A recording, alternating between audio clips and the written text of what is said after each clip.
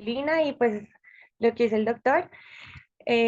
Hoy les voy a presentar la cefalea tipo tensión, que es un motivo de consulta frecuente en los servicios de urgencias y tanto pues también en la consulta externa. Ay, ¿cómo pasa?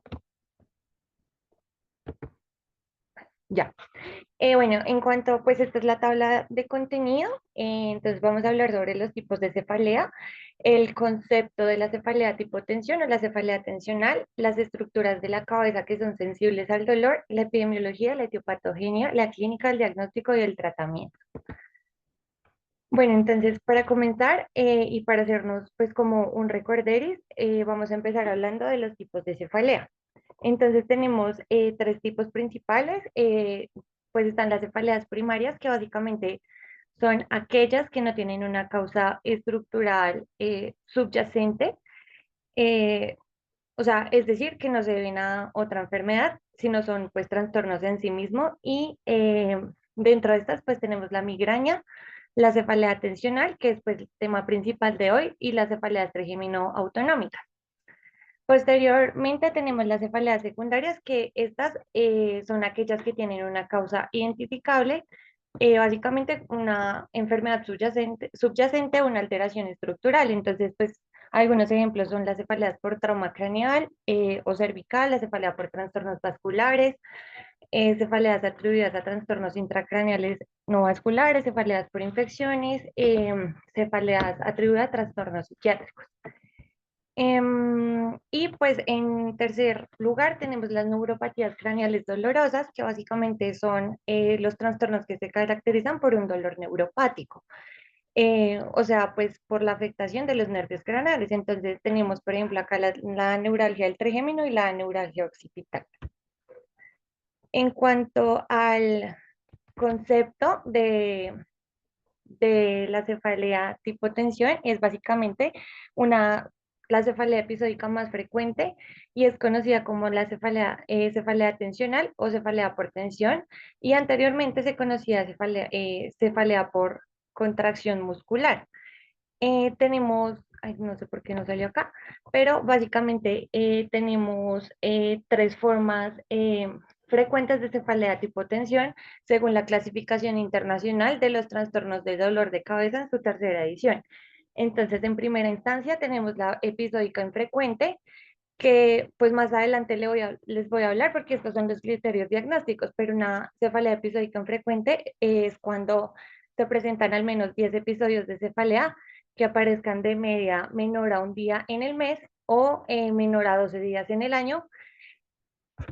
Luego tenemos la episódica frecuente, que son al menos 10 episodios de cefalea que ocurran de media de 1 a 14 días durante un mes y mayor a 3 meses o pues entre 12 y 100, entre más de 12 días y menor a 180 días en el año. Y la crónica, que es una cefalea que ocurre durante un periodo mayor o igual de 15 días durante un mes o está persistente durante más de 3 meses, lo que quiere decir que está más de 180 días en el año.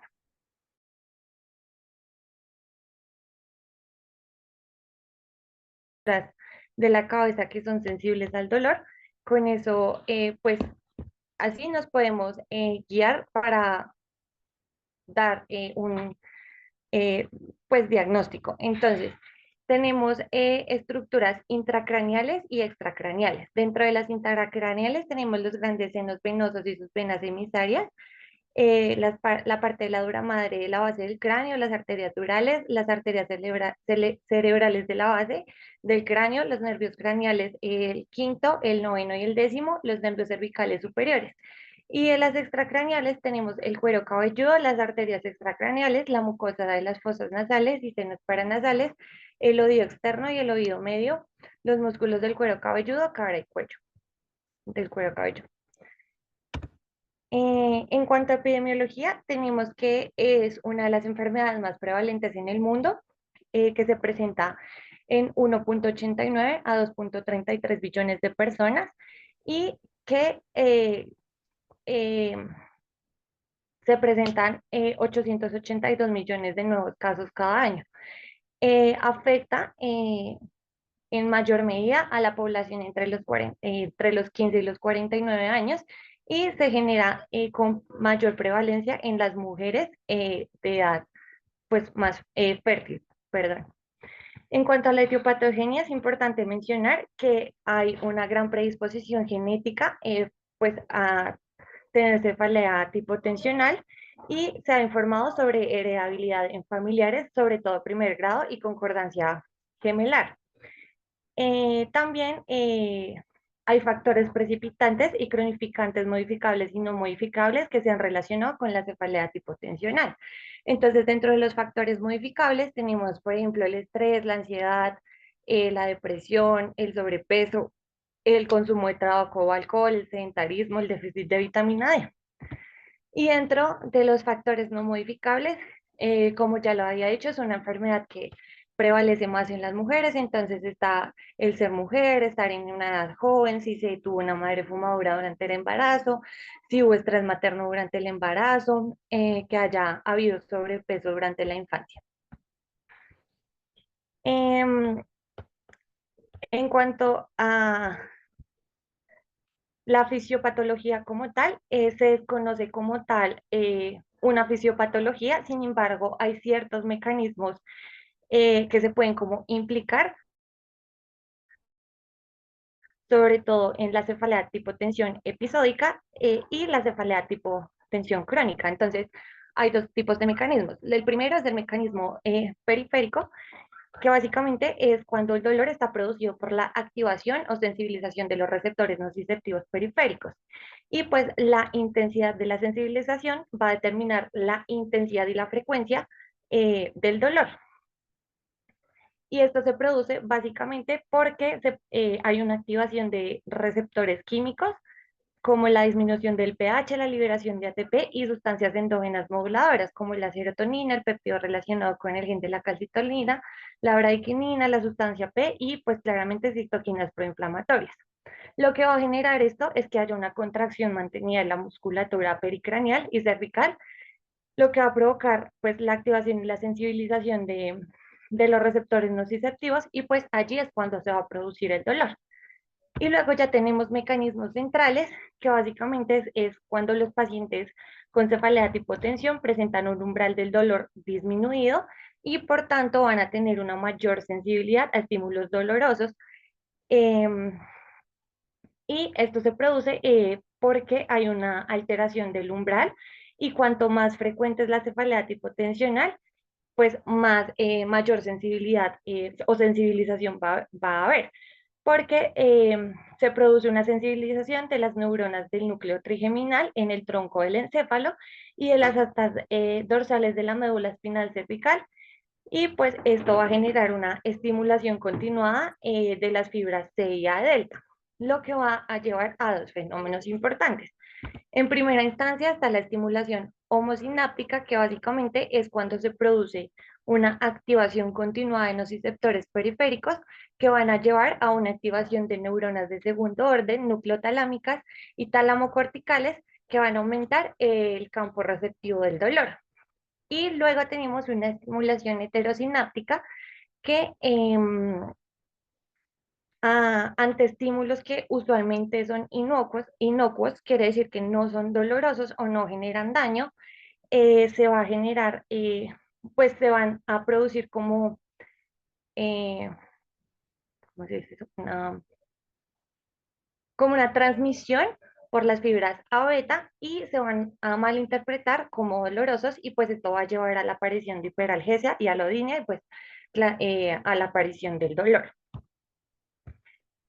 En cuanto a la clínica, em, es importante mencionar que en la mayoría de los casos el dolor va a ser de localización bilateral en el 90% de los pacientes, va a ser referido en un 78% como tensivo, opresivo o compresivo. Su intensidad va a variar de leve a moderado, pues dependiendo de cada paciente y su umbral del dolor, y va a tener una duración de 30 minutos a 24 horas. En muchos casos, no se asocia a náuseas ni vómitos, pero sí se puede asociar a fotofobia y fonofobia. En cuanto al diagnóstico, pues hay unos criterios clínicos definidos por la Clasificación Internacional de los Trastornos de Dolor de Cabeza y era lo que yo les decía. Entonces, primero, para una cefalea tipo tensión episódica o infrecuente, deben tener al menos 10 episodios de cefalea que aparezcan en medida de un día en el mes o menos de 12 días en el año y que cumplan los criterios B y D. O sea, que la duración del dolor sea de 30 minutos a 7 días y que tengan dos características, que tengan náuseas pero sin vómitos o que la cefalea se asocie a fotofobia o fonofobia. Solo una, no pueden ser las dos. Luego, la cefalea tipo tensión episódica frecuente, que sean 10 episodios que ocurran de 1 a 14 días en el mes, durante más de 3 meses, o sea, más de 12 días en el año, pero menor de 180 días en el año y que igualmente cumplan criterios B y D.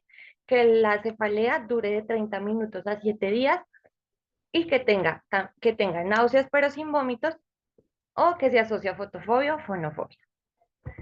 Y por último tenemos la cefalea de hipotensión crónica, que es que se presenta durante un periodo de más de 15 días al mes, durante más de 3 meses, lo que quiere decir que es una cefalea que se presenta más de 180 días en el año y que igualmente cumplen criterios B y D, que la duración sea de horas o de días y no haya una remisión del dolor, o sea, no mejore.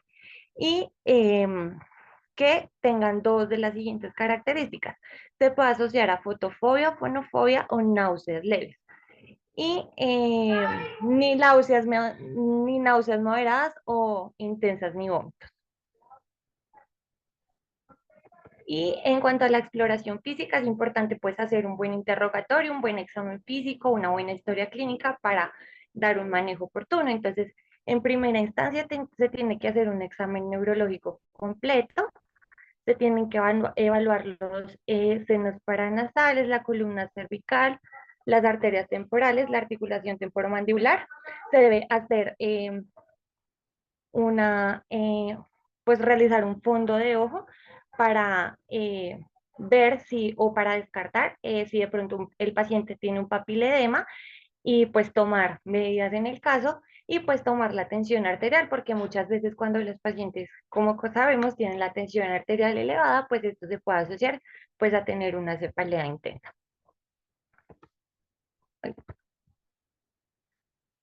Bueno, también es importante realizar la exploración de los puntos hipersensibles o los puntos gatillo miofaciales, que básicamente un punto hipersensible es el punto donde se produce dolor local al aplicar una presión controlada. Entonces, esto lo vamos a hacer. La prueba de hipersensibilidad, de sensibilidad craneal, pues consiste básicamente en la palpación manual de 8 puntos craneocervicales en ambos lados. Tenemos los músculos frontales, los temporales, los maceteros, el esternocleidomastoideo, los suboccipitales y el trapecio, las apófisis mastoides y las apófisis coronoides. Entonces, lo que vamos a hacer es, ay, perdón, lo que vamos a hacer es aplicar, como ya había mencionado, una presión controlada con las yemas del segundo y tercer dedo, realizando pequeños movimientos de rotación y ahí vamos a evaluar pues y cuantificar la sensibilidad en una escala de 0 a 3. En cuanto a exploraciones complementarias, pues las neuroimágenes no están indicadas de forma rutinaria en las cefaleas tipo tensión episódicas, pero sí son cefaleas tipo tensión crónicas y sobre todo ante la ineficacia de un tratamiento preventivo bien administrado, ya que hay que identificar entidades que se pueden descartar, como los trastornos de la presión intracraneal. Entonces, en este caso, se tendría que hacer una resonancia magnética porque es mucho más rentable que la tomografía. Y pues si se tiene una sospecha radiológica de un trastorno de la presión intracraneal, pues se debe valorar esto mediante pues la determinación de la presión del líquido cefalorraquídeo, que pues esto se obtiene mediante pues una punción lumbar. Y ya para ir terminando, en cuanto pues al tratamiento, se tienen dos puntos principales. Primero, pues está el tratamiento no farmacológico y el tratamiento farmacológico.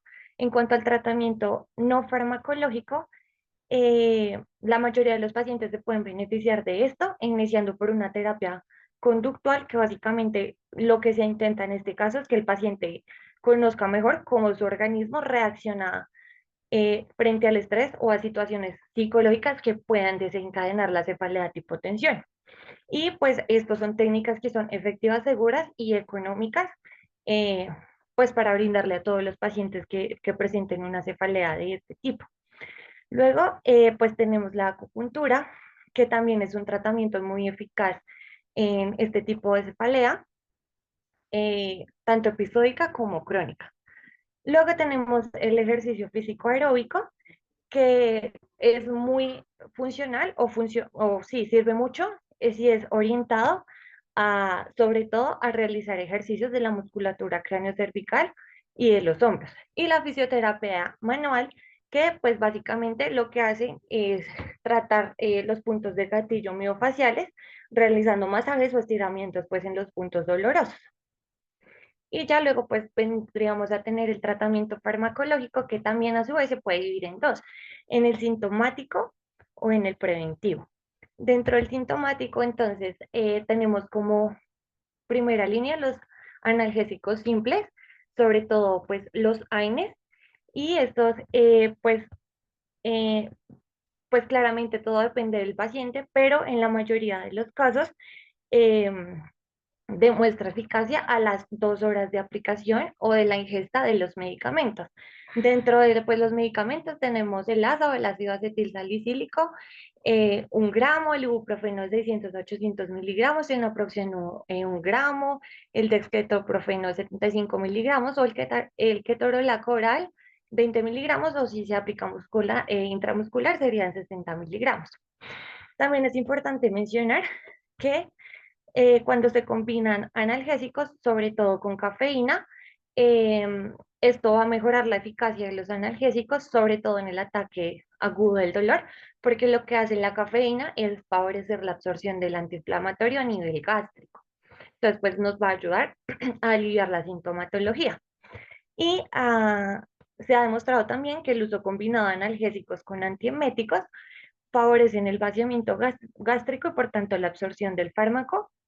Entonces, esto también nos podría, pues, ayudar a aliviar la sintomatología del paciente.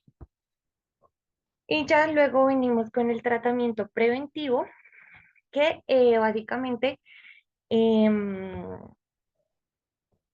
tiene dos principales indicaciones. Para la cefalea tipo tensión o tensional crónica o episódica frecuente, o si el tratamiento agudo del dolor es insuficiente.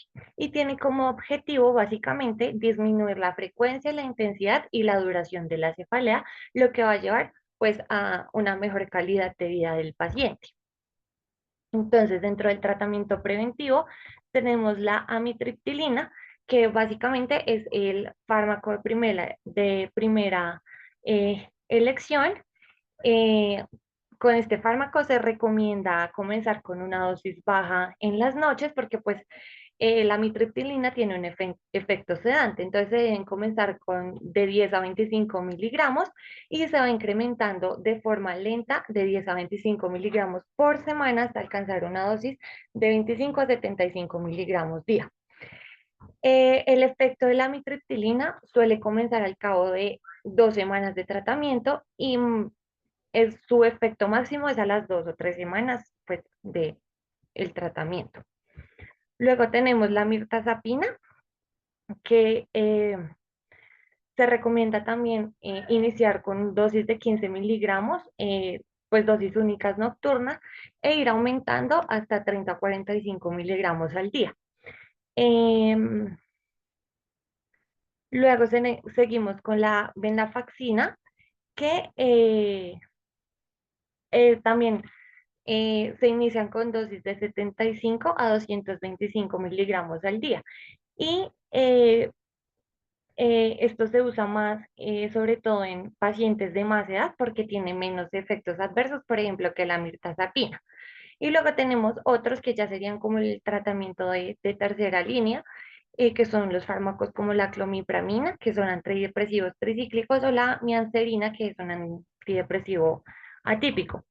También el topiramato y el ácido valproico fueron efectivos, y pues pueden ser una alternativa para pacientes que fallaron o no toleran fármacos de primera línea.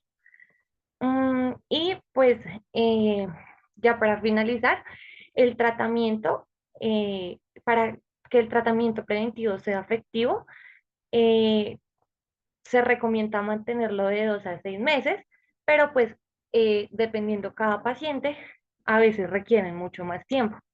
Esto pues obviamente va a variar en función de las comorbilidades, de los antecedentes del paciente, del estilo de vida de cada paciente, así como pues de la respuesta que vaya teniendo al tratamiento. Cuando un paciente tiene buena respuesta al tratamiento preventivo, o sea, una buena respuesta es que se reduzcan del 50 al 75% los días de cefalea al mes. Se puede plantear suspender el tratamiento a los 3 o 6 meses, siempre y cuando se monitoricen que no haya una recurrencia de dolor. Si no mejora, pues hay que llevar el tratamiento pues a más largo plazo. Y eso sería todo. Muchas gracias.